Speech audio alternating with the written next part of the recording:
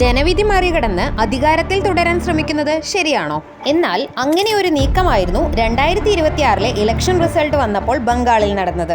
2026 May 4 ഫലം വന്നപ്പോൾ തൃണമൂൽ കോൺഗ്രസ് പരാജയപ്പെട്ടെങ്കിലും വോട്ടിംഗിൽ കൃത്രിമം ആരോപിച്ച് മമതാ ബാനർജി മുഖ്യമന്ത്രി സ്ഥാനമൊഴിയാൻ തയ്യാറായില്ല.